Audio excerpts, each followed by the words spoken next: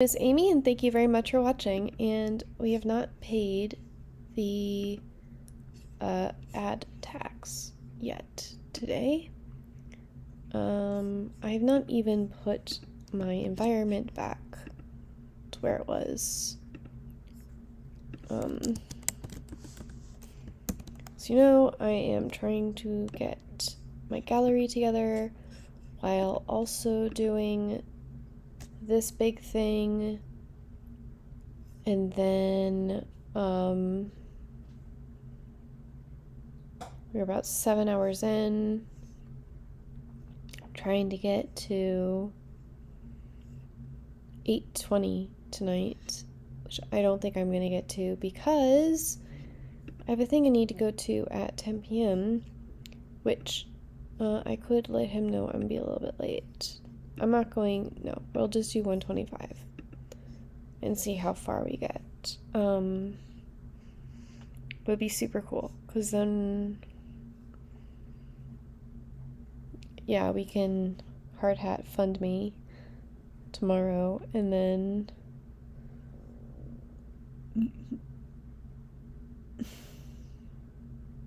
it might not be that hard to get through.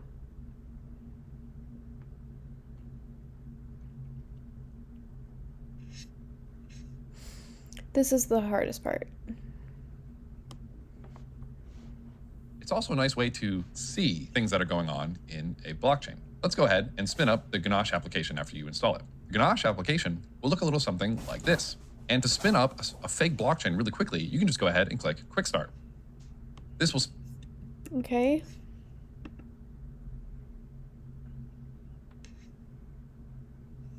Hey, look at all of this money I have. Whee! Okay. Spin up a fake blockchain that's running locally on your computer right here, which is fantastic. It comes with a whole bunch of fake accounts, exactly like how Remix comes with a ton of fake accounts with 100 Ether each. Ganache comes with a bunch of fake accounts with 100 Ether each. They also come with the private keys that we can use in our applications to actually take control of these fake accounts. Remember, don't use these private keys on a public blockchain. They're for development purposes only, because a lot of people know these private keys. In our code, one of the first things that we're going to need to do is actually connect to our blockchain. Remix does this a little bit behind the scenes. If we're choosing JavaScript virtual machine, Remix chooses its own fake blockchain that it runs. If we choose injected Web3, as we know, MetaMask pops up and it connects to our MetaMask. This connection that Remix does is actually doing something really interesting. It's not just connecting to our MetaMask by some magical powers. It's actually connecting to our MetaMask, which has a connection to the blockchain behind the scenes. If you open up your MetaMask and you go down to, you select the networks and you select add networks, you'll get popped up into a UI that looks like this. If we go... Mostly because I don't care how it works. I mean, I care, but I don't. I would like to know topically how it works. Back and select networks over here, we can actually see information about these different networks. One of the main things that we can see is that all these networks have something called an RPC URL. RPC stands for Remote Procedure Call, and the URL is Uniform Resource Locator. This RPC URL stands for a connection to a blockchain node. I keep pressing record for Otter and then forgetting to not. So what does RPC stand for?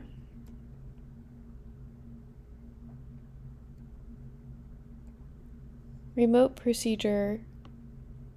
RPC URL. RPC stands for Remote Procedure Call, and then URL is Uniform Resource Locator. This RPC URL stands for a connection to a blockchain node that somebody is running. This URL connects us to make API calls and to interact with a blockchain node. Blockchain nodes run with software, and some of them expose an API call. If you look at the Go Ethereum website, there actually are instructions for you to run your own blockchain node for a real blockchain like Ethereum. Most of these have flags like -http.adr to expose these RPC endpoints.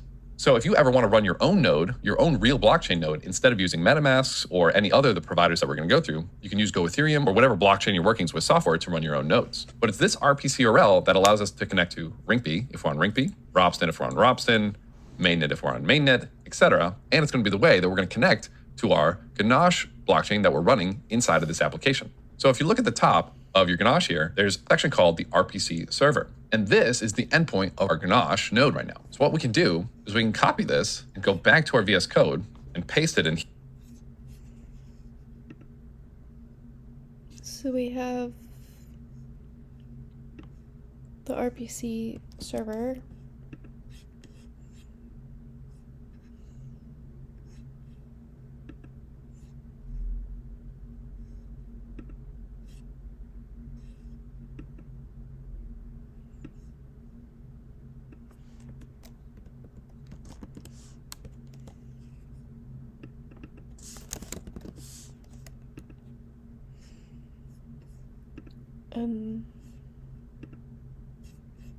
Here to see if we can connect. Instead of HTTP with these capitals, we're going to have it be lowercase instead of the uppercase because the lowercase is more correct and it looks nicer. But now that we have the endpoint, hypothetically with just this, we can start making calls and API calls to this endpoint. You go to this JSON RPC specification, again, link will be in the GitHub repo. We can actually see different calls we can make directly to our node to get different information. ETH get blocked by hash, ETH get blocked by number, and all of these wonderful pieces in here. Making these API calls directly is a little bit annoying to do ourselves. If you want to do it yourself, you absolutely can using an API endpoint like Axios or Fetch. However, we're going to use a wrapper to interact with our node and do things like deploy and interact and other such things with our blockchain node. This is finally where Ethers comes into play. Wow. Ethers.js is one of the most popular JavaScript-based tooling kits that allows us to interact with different blockchains, and it has all these wrappers that make all these API calls and do all these things with Ethereum and Polygon and Avalanche and any EVM compatible chain. The other incredibly popular package that does the same thing is going to be Web3.js, and you've probably heard about this and you'll probably see it a little bit more throughout this course and throughout your Web3 journey. The reason that we're using Ethers is that Ethers is the main tool that powers the hard hat environment, and I really enjoy it myself. And remember, if you ever get lost with any of this, you can always come back to their documentation. Having a think on this because he also enjoys yarn, so I don't know if I trust his judgment. It's fine. We'll just go through this tutorial. To install it, as you can see here, you can just run npm. Okay, so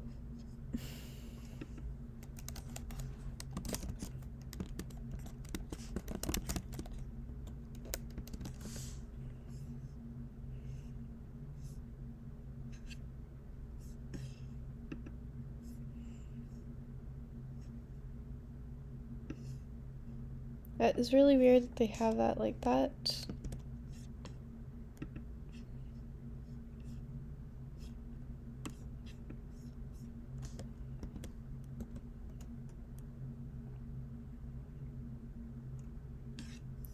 Go to the package JSON, we have Ethers and Sulk. Install Ethers. We're just going to do yarn add Ethers. And now you should see in your package.json, we now have Ethers added in here. Awesome. Now back in our code, we're going to import Ethers into our. He's at 5.6.2. I'm at 5.7.1. We're in the 5 family. There might be some differences, but I really, really doubt it. Deploy.js script so that we can use all the wonderful tools it comes with. So we'll say const Ethers. Okay, so it's probably const Ethers.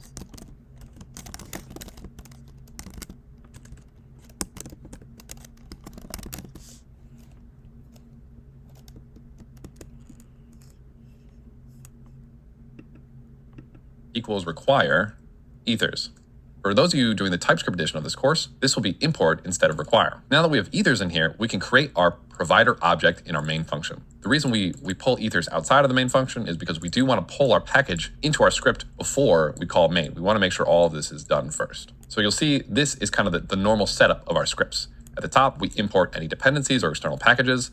We'll have our main function, and then we'll call our main function at the bottom. Const is a keyword similar to let. The const keyword makes it so that Ethers can't be changed. So we can't change our Ethers variable anytime we use const. Require is a function for us to import the Ethers package. Now Remix does all this behind the scenes, but the way we're going to do it in our code here is we're going to say const provider equals new ethers.providers.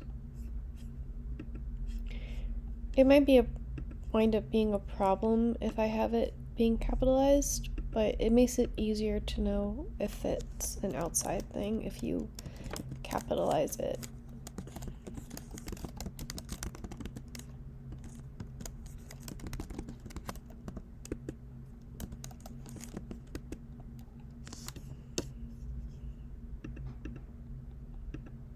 .json rpc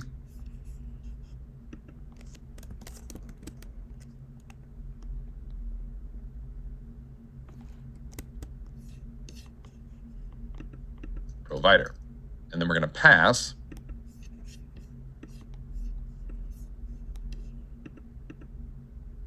this string at Then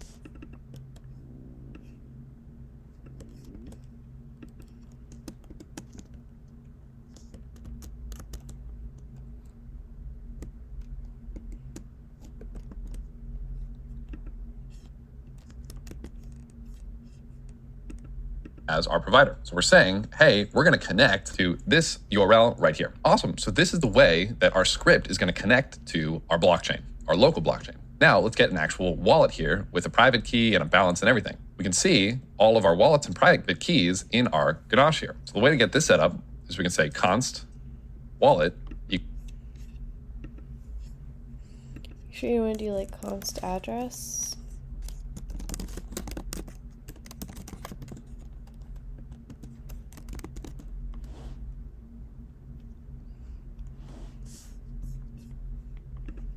Equals new ethers dot wallet, and this wallet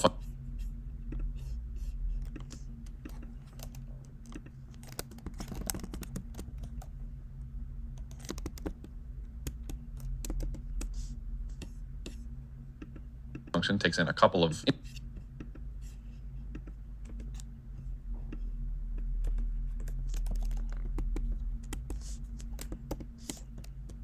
I don't know if there's a significance to the capital or not, but input parameters like a private key and a provider. If you got a private key, we'll go to Ganache here and just choose one of these private keys. wait, so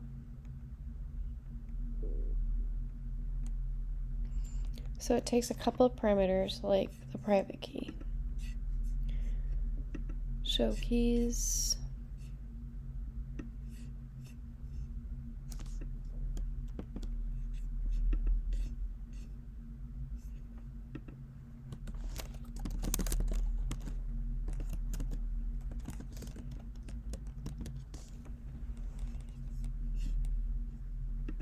Like a private key and a provider. If you got a private key, we'll go to Ganache here and just choose one of these private keys. And we're going to paste this right into our code. And then we're going to do comma provider and save that. Now, pasting your private key directly into your code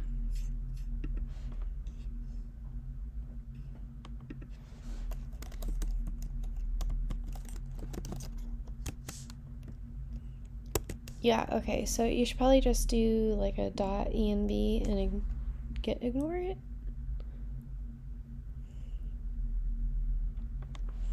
Can you see my cat? I want to make sure you can see my cat. Look at my cat. Aren't you the cutest thing? This here side of the condo.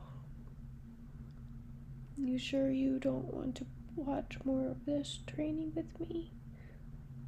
On my lap? Okay. If you're comfortable, we can watch training just like this. You watching me, watching the tutorial. Okay. We're learning Ganache, right? He's telling us that we shouldn't be hard coding private keys like this, which we shouldn't, but this is development, so YOLO. There. You can see the cat. I can see the screen. Perfect. is a huge no-no, and we're going to learn how to avoid this in the future. It's okay right now, since we're just using one of the Ganache private keys, and you have no risk of having any money associated with this account. These two lines alone give us everything that we need to interact with smart contract. They give us our connection to the blockchain, and they give us a wallet with a private key so we can sign different transactions. If you remember back to our blockchain basics section, this is the private key that we're using to sign all of our transactions, to encrypt our transactions. Now that we have a provider and a wallet, let's go ahead and grab our contract objects from these two files here. In order to deploy our contract, we're going to need the ABI, and we're going to need the binary compiled code of the contract. So we're going to need to read from these two files. To read from these two files, we're going to need to use a package called fs. So back at the top, we're going to do const fs equals require fs extra IL. Okay. That was like fs? ef. Okay, const fs equals require. And I think that fs is default on the system. Autosave all the time. You'll see, like, I'll do something and then my white dot will go away. fs extra.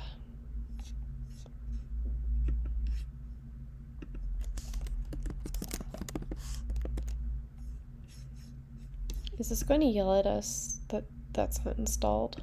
A lot. It's because my fingers have a habit of pretty much any time I stop typing, I save. so please remember to save early and often. This fs extra should come directly with your node project, but if not, you can always add it with yarn add fs extra. You should see it in our package.json. Now we can get the ABI and the binary. We can say npm i-s fs extra. That's weird. Okay. a const ABI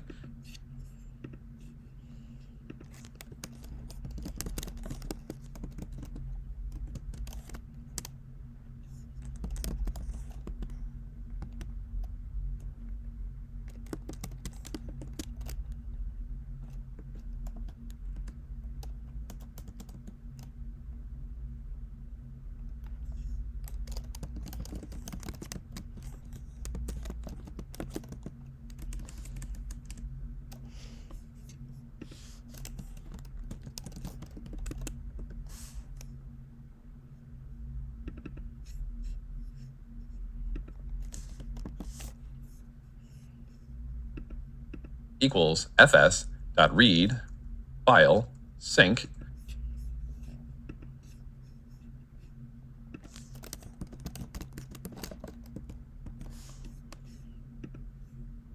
which means we're going to synchronously read from this file.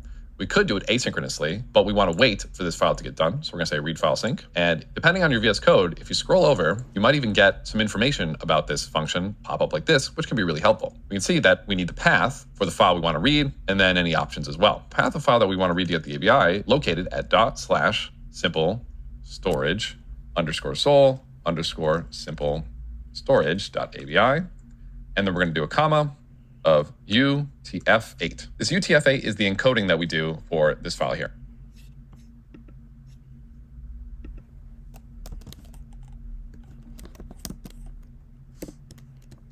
Is it -8 or is it just 8? Don't worry too much about what that means for now. So we need the ABI, and we also need the binary, which is in this second.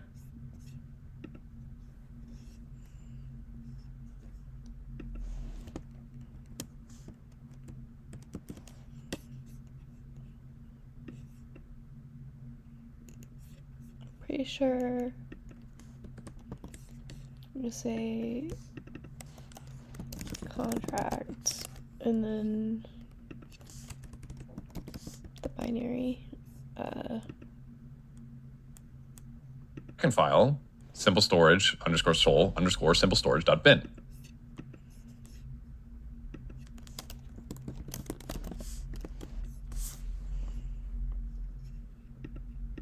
We're going to say const binary equals fs.read file sync. We're going to give it the path here, which is going to be /simple storage sol simple storage.bin. And then the encoding option, which again is going to be, it should look like this. Now that we have the binary, we have the ABI, we can create something called a contract factory, which is not to be confused with the factory pattern. In Ethers, a contract factory is just an object that you can use to deploy contracts. So we're going to say const contract factory. Okay, so it's not the factory design pattern. I'm so glad I learned all these things.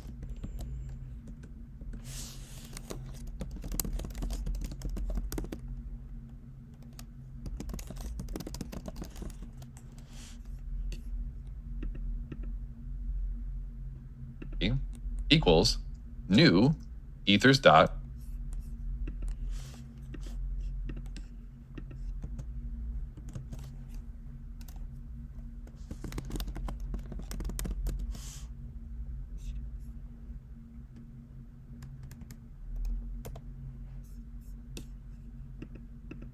contract factory.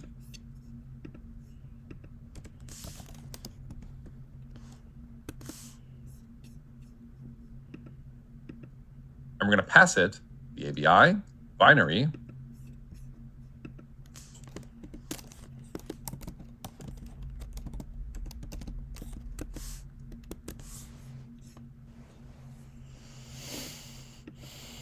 and the wallet.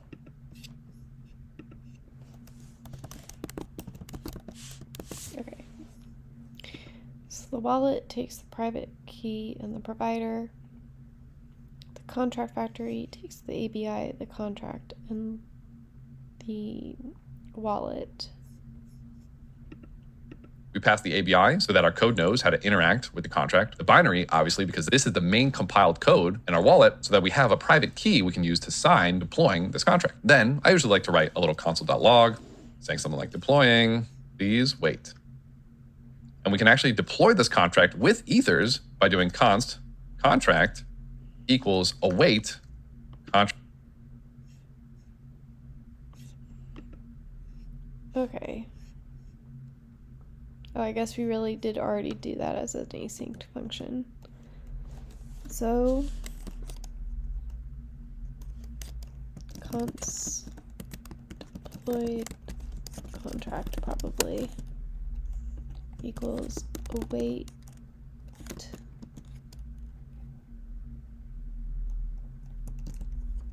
contract factory. Contract factory dot deploy.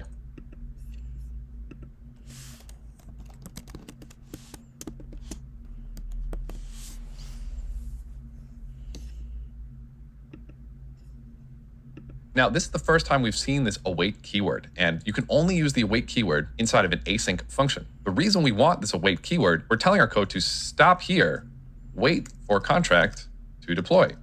And this await keyword means that this will resolve the promise contract. And this contract factory.deploy with the await here returns a contract object. So now I can do something like console.log contract.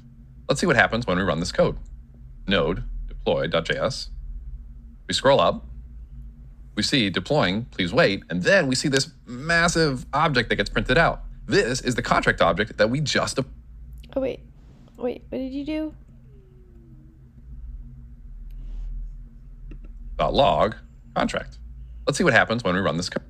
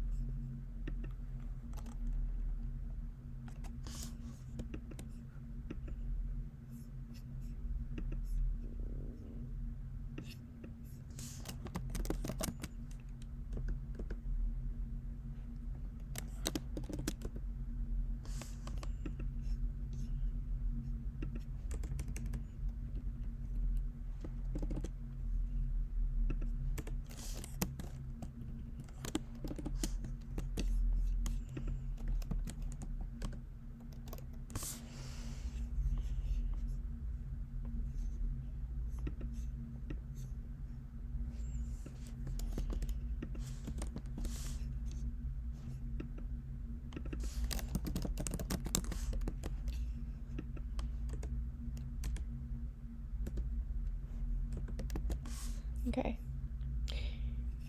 So basically,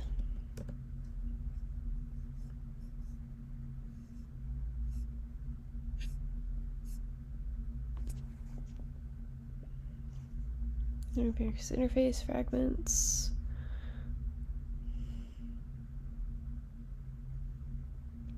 Okay, the functions area looks easy enough.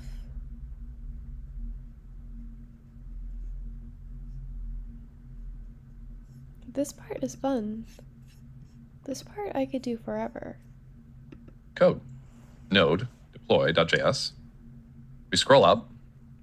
We see deploying, please wait, and then we see this massive object that gets printed out. This is the contract object that we just deployed. And in fact, if we go over to our Ganache, we can see that the address that we use for our wallet has a little bit less balance and has a transaction. Oh. Oh, look at that. We just used 0.02 ETH. That's kind of an expensive contract to play.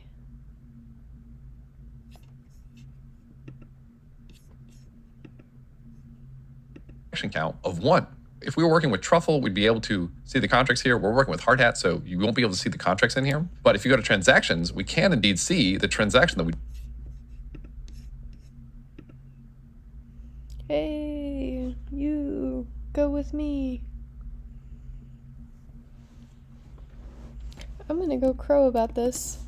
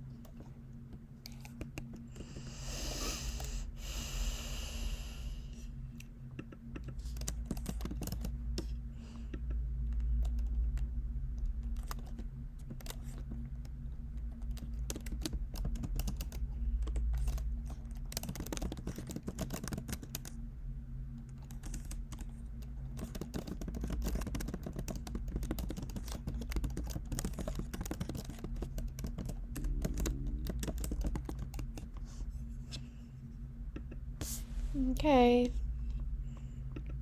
Sweet.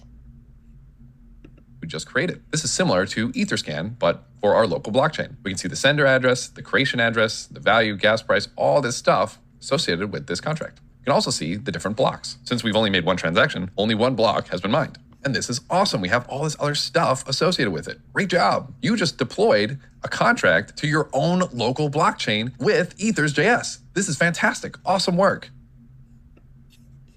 Now, let me show you what happens if we don't use the await keyword here. We're not telling our code to stop. We're saying, hey, deploy this contract and then just keep going. So we never actually check to see if this deploy function finished. So let's see what happens when we run this instead. Instead of that big contract object, we get this promise in its pending state because our code actually finished before our contract could finish deploying. So we see promise pending here instead. This is why the await keyword is so important. We're saying, hey, wait for this to finish. The await keyword also resolves a promise. So it'll wait for the promise to exit its pending state, and then it'll return whatever the pending promise returns. So contract factory.deploy returns a promise that returns a contract. In fact, if we go to the Ethers documentation, we look up deploy in here, we can see contract factory, methods, contract factory.deploy. If we look at the definition of the function, it says contract factory.deploy, takes a whole bunch of arguments and some overrides. This arrow is saying this is what it returns. It returns a promise that resolves to a contract. And that's why we need this await keyword, because contract factory.deploy by itself just returns a promise. But if we do await contract factory.deploy, we're saying it returns a promise that resolves to a contract, and we're waiting for it to finish deploying to resolve to a contract object. So that's going to be a major difference here. Awesome work. So that's going to be why this await keyword is so important. And again, you can only do that in asynchronous functions. So you need this async keyword at the top of your function names. Awesome work. So we've deployed a contract to our Ganache chain. This is fantastic. Let's play with this a little bit more. So what else can we do? Remember how in Remix and in MetaMask, we could add a whole bunch of stuff. We could add a gas limit, we could add some value.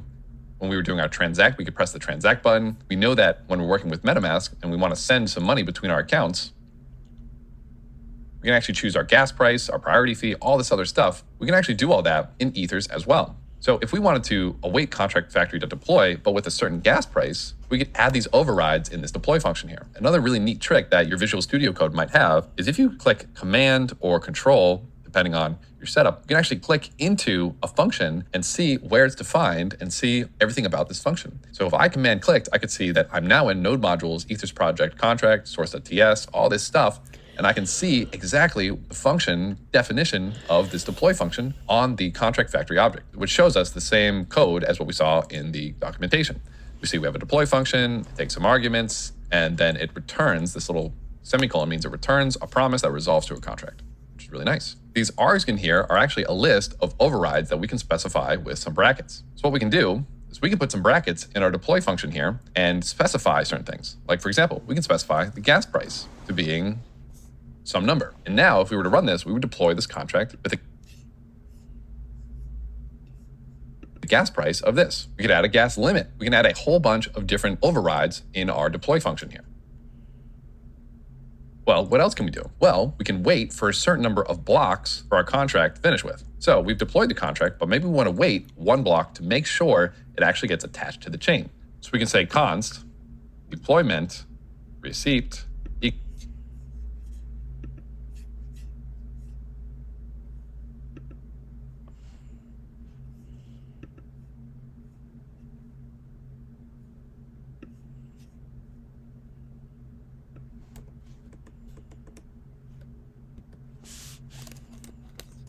const deployment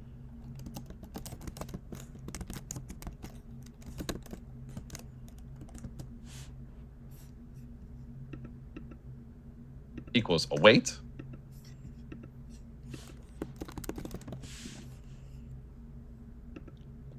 contract.deploy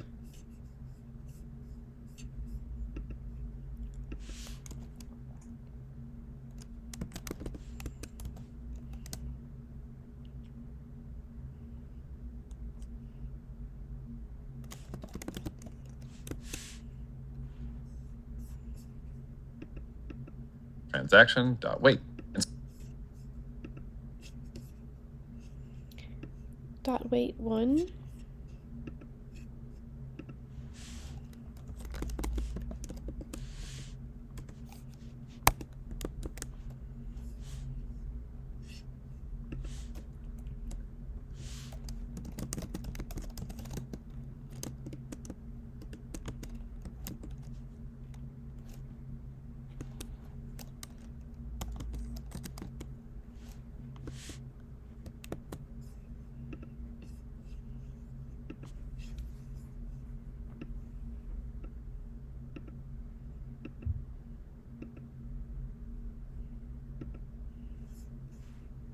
Specify the number of confirmations that we want to actually wait. So we'll wait one block confirmation to make sure that this happened. And then we can do console.log this deployment receipt option. So if we run this,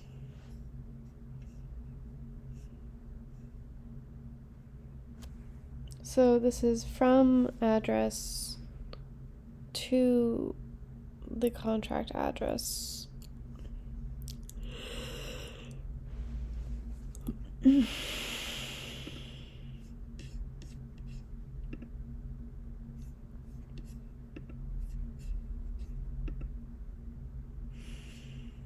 Which is this from?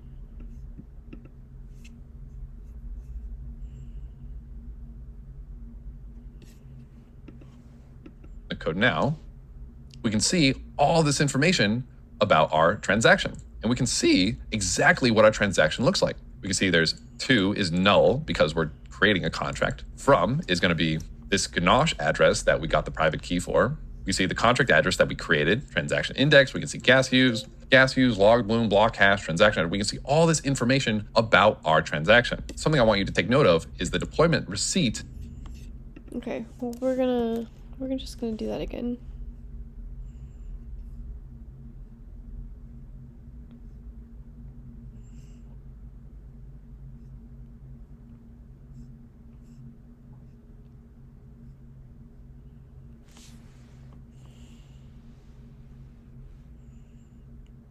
Oh, okay, gotcha. And the deployment transaction. I want you to separate these two because it's going to make your life a lot easier. So we're going to do a quick console.log. Here is the deployment transaction. And we'll do console.log contract.deploy transaction. And then I'm going to copy this whole line by just typing Command C or Control C right there. And then here is the deployment. Here is the transaction receipt. And then this deployment receipt is the transaction receipt. So I'm just going to rename this to transaction receipt to make it a little bit clear which one's which. And we'll run this one more time. You only get a transaction receipt when you wait for a block confirmation. Otherwise, you're going to get the contract object, which has the deploy transaction with it. This distinction will be more important later on, but I wanted you to know the difference between the two. Transaction receipt is what you get when you wait for a block confirmation. The deployment transaction, or the transaction response is what you get just when you create your transaction. So transaction receipt, transaction response, they're different. Receipt is what you get when you wait for a transaction to finish, and then response is just what you initially get. Make sense? Okay, great. I'm gonna go ahead and delete them. Okay. That makes sense.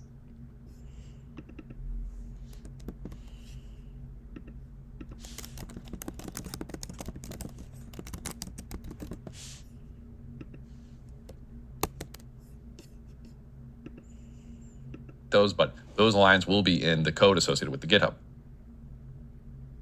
Now you saw when we actually printed out those receipts, we got all this stuff in here because deploying a contract is actually just sending a transaction, as we've said before. So if we want to see what's really going on under the hood, we can actually create a transaction ourselves and create a contract ourselves just by specifying the transaction information. So how will we do that? Let's deploy this contract again, but only purely using transaction data. So we'll do a console.log. Let's deploy with only transaction data. And this is going to be the way you can actually deploy or send transactions purely with transaction data. You can send any transaction. This gives you unlimited flexibility with the transactions you want to send. What we can do is we can say const or let tx, which is going to stand for our transaction, equals, and we can just add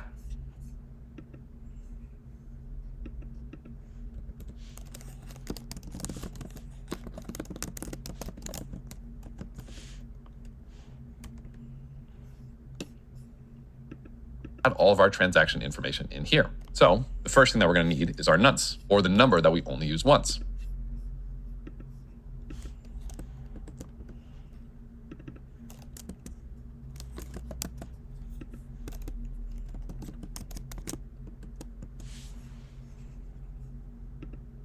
We go back to our transaction count. We're on 4 transactions here. Oh, okay. So we have to go to Ganache. And Ganache has... Oh, hey. We're the same still. Even though I ran that into extra time. So I think nonce is going to be 5. So we'll use the nonce 5.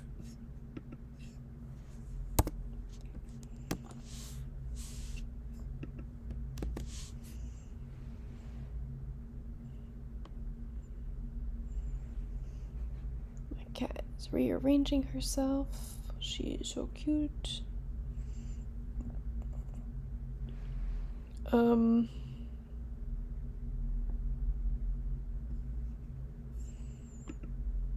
Because that's going to be a nonce that we haven't used before. Every time you send a transaction, it comes with one of those nonces, right? So the nonce is a bit of a overused term. We saw it back in our blockchain basics that we use the nonce to solve that hard problem. Nonces are also used in wallets and in signers to send transactions, and they use a different nonce for every transaction. So nonce, when we're talking about wallets, talks about a number associated with a unique transaction.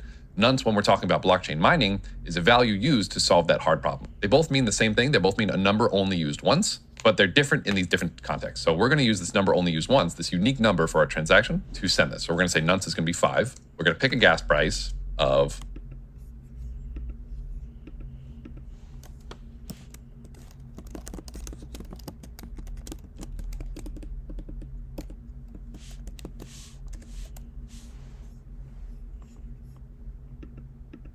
of this right here. We're just going to use the gas price of ganache.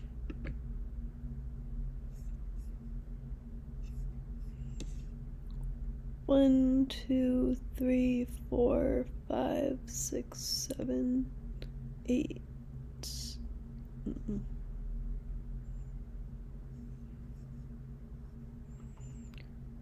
1, 2, 3, 4, 5, 6, 7, 8, 10, 11. 1, 2, 3, 4, 5, 7, 8, 9, 10, 11. I guess.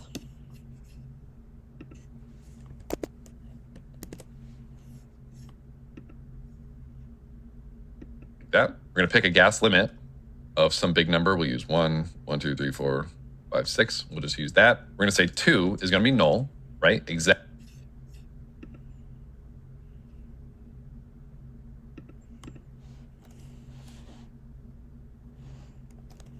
Okay, so then gas limit.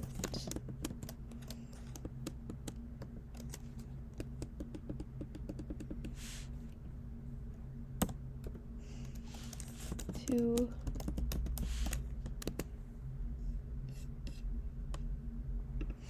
exactly like what we saw in our receipts and responses down here. Since we're creating a contract, value is going to be 0 since we're creating a contract. We don't.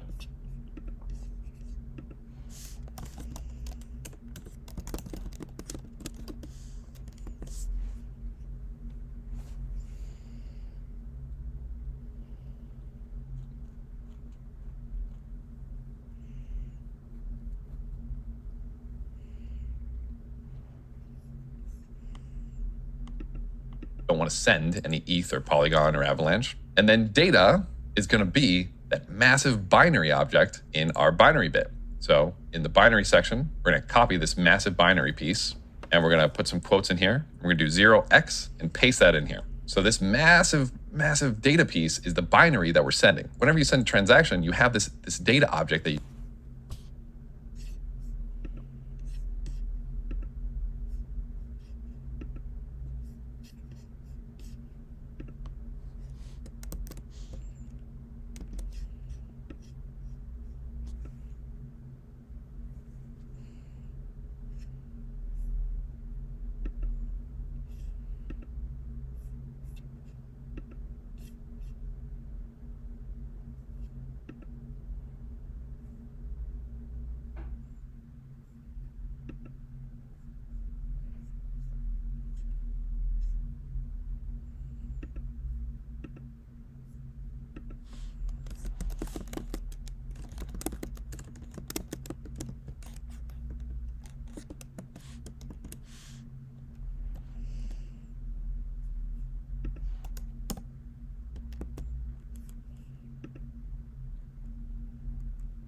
can fill with stuff. We're filling our data object with the binary, with the code that tells Ethereum, that tells our blockchain to deploy our smart contract that's going to look exactly like this. And then finally, we want to add the chain ID. As we've seen before with MetaMask, if we go back over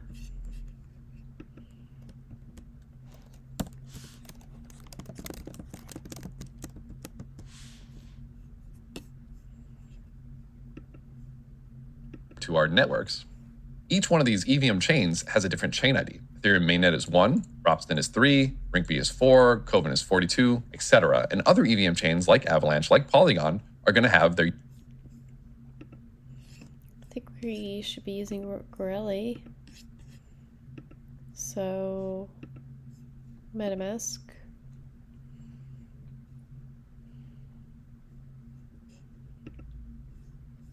Good. Got it. What are we doing?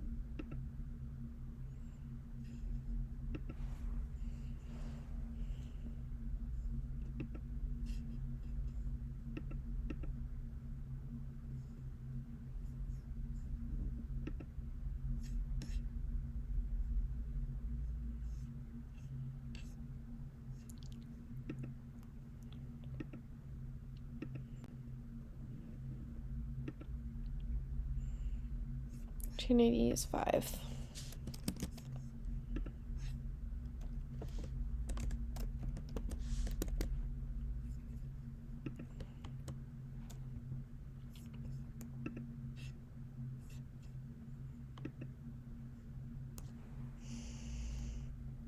One minute break.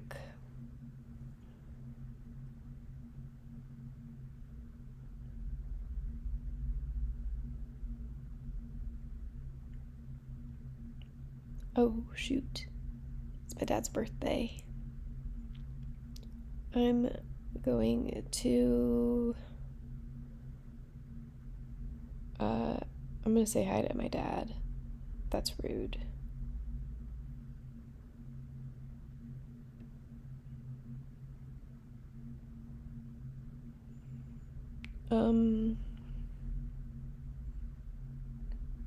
Yeah, let me end this for now. Let me take a break, talk to my dad. It's his birthday. Just celebrate that. Cat agrees, I think. Cat kind of doesn't give a shit. Anyway, I'll talk to you later.